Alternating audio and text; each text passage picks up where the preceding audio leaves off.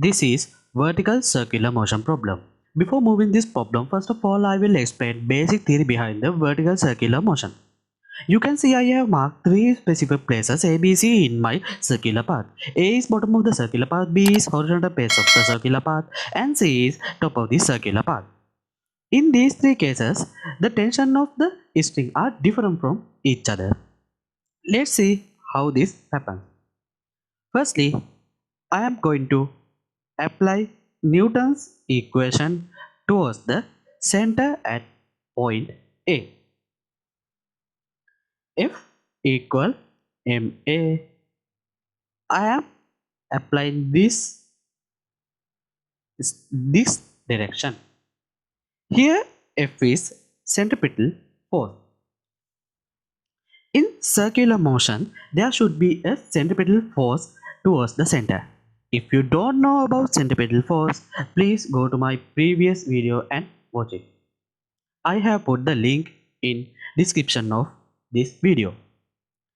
In this case, the weight of the object goes down and the tension of the string goes up. So, I can mark centripetal force as this.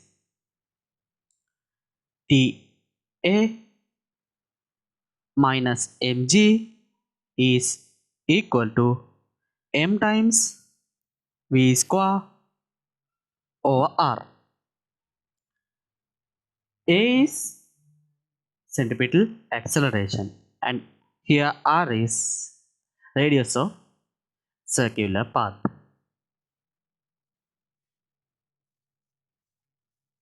So I can write tension of point A is equal to mg plus m times v square over r, like this. Okay, now I am going to find the tension of point B.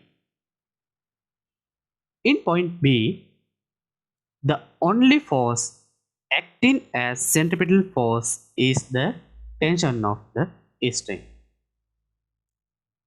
So I am applying again Newton's equation to this direction.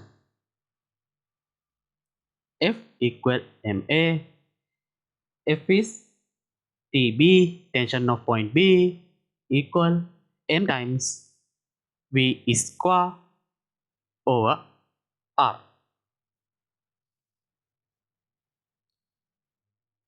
Okay, now point C. Again I am applying Newton's equation. F equal ma to this direction.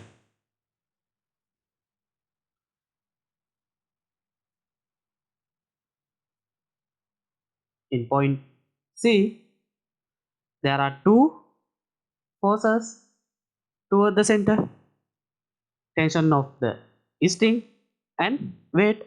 So F is equal to Tc plus mg equals m times v square over r. So here I can write Tc is equal to m times v square over r minus mg. So considering these three results, we can see the maximum tension is at the bottom of vertical circular motion and the minimum is at top of the circular path. So please let me note down these three results.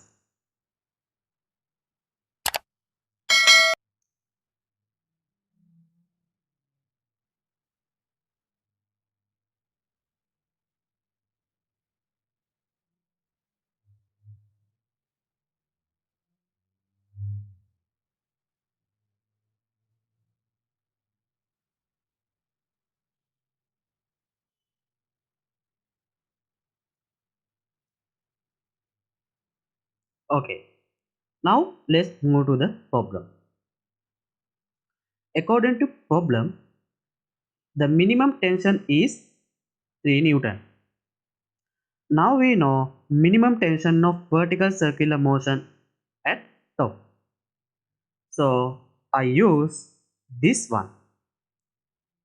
TA is equal to m times v square over r minus mg. TA is equal 3 Newton.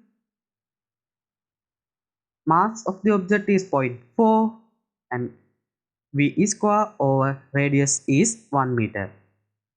Minus weight of the object is 3.92. So we can calculate V now. So V is equal 4.15.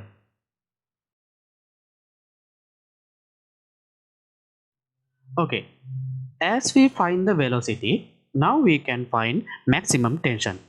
We know maximum tension is at point A. So I use this equation.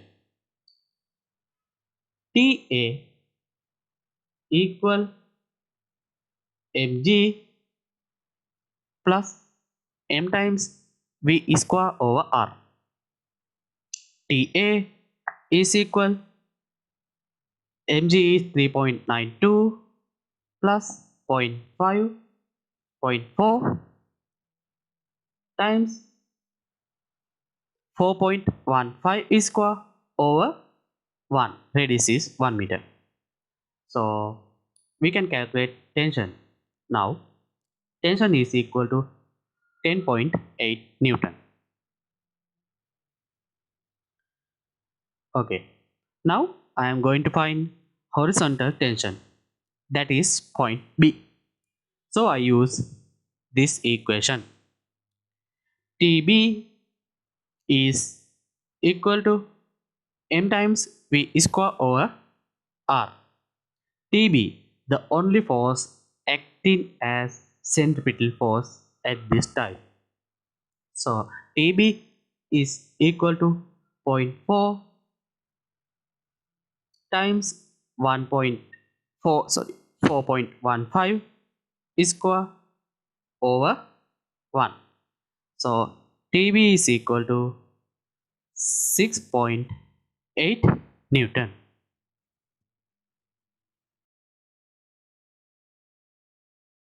This is horizontal circular motion example. Firstly, I mark all the forces acting here.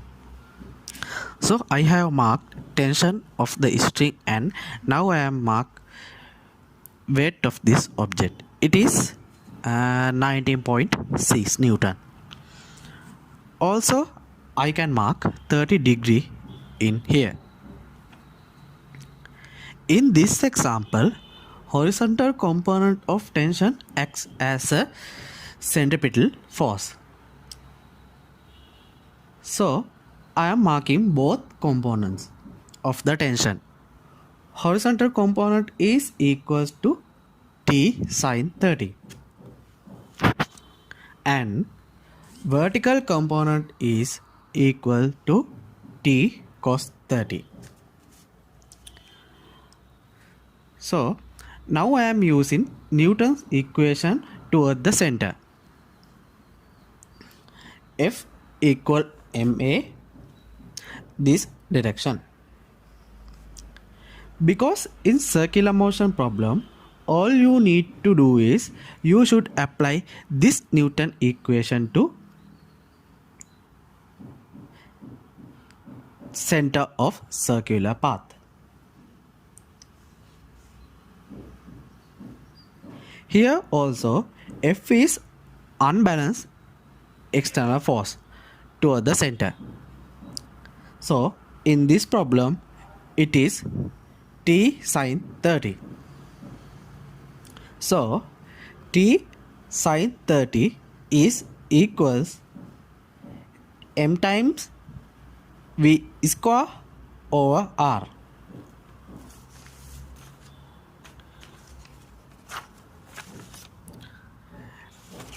We have two equations for centripetal acceleration. Actually, it is A equals V square over R and A equals R times omega square. Omega is a angular velocity. So depending of the situation, we can use both this equation. Now I am going to use this one. Here R is a radius of this circular path. In this problem, they have not given the value of radius directly. So we have to find it. So R is equals to L times sine theta. That means horizontal components of length.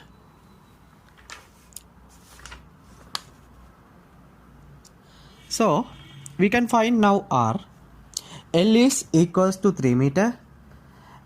Approximately we can use 0.5 as sine 30. So R is equals to 1.5 meters. Now I am going to substitute the values to above equation. So I can mark this as first equation. We need another equation because at this moment we don't know both tension and tangential velocity. We can't find two unknown variables using only one equation.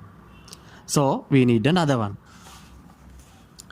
Considering the vertical equilibrium of the object, we can equal t times cos 30 to weight. So we can write t times cos 30 equals 19.6. This is my second equation. Now we can find tension and tangential velocity. I am going to divide first equation by second. Sin 30 over cos 30 is equals to tan 30. So we can write tan 30 equals 2 times V square over 1.5 times 19.6. So V is equals to 3.13. Now I can find angular velocity using this equation. We can use V equals R times omega. So V is 3.13 equals R is 1.5 meter. So then we can find omega. Omega is equals to 2.5. Also we can find tension by substituting value of tangential velocity to first equation. So t times 0.5 is equal 2 times 3.13 square over 1.5. So we can find now tension. So tension is equal 26.1 Newton.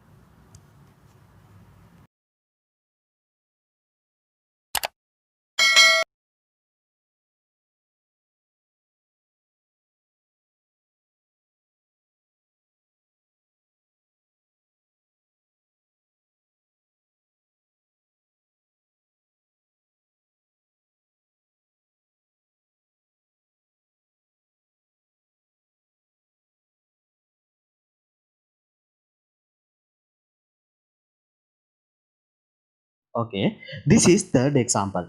This example is based on a case where a car takes a bend in a horizontal road. Firstly, we need to understand is that static friction is directed this way. Whenever car makes a circular turn, static friction between the road and the tires allows it to make turn. In this example, static friction provides the centripetal force. So now I am going to apply Newton equation toward the center. F is equal m times a. Here a is the centripetal acceleration. So I can write Fs is equal m times v square over r. But we can write Fs is equal mu times normal force. So considering vertical equilibrium, we can write normal force is equal weight. So Fs is equal mu times mg. Now I can write like this: mu times mg is equal m times v square over r. So the maximum speed of the car does not depend on the mass. So the maximum speed that the car can safely make the turn is equals to the square root of mu times r times g. Here mu is 0.5 and r is 50 meter and g is 9.8. So we can calculate maximum speed. It is 15.6.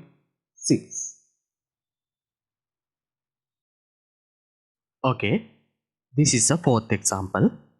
This example is based on rotor ride. In this example, if the person moving fast enough will not fall down. How does that work? Let's see. As this is a rotating, the person feels like he is being pressed against the wall because of the centrifugal force. So, wall exerts a normal force in this direction.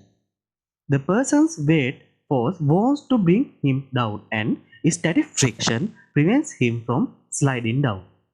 So, static force should this direction. So, normal force provides the centripetal force. It keeps the person moving in circular motion. So, I am going to apply Newton equation toward the center. F is equal m times a. Here F is normal force. So, Rn is equal m times v square over r.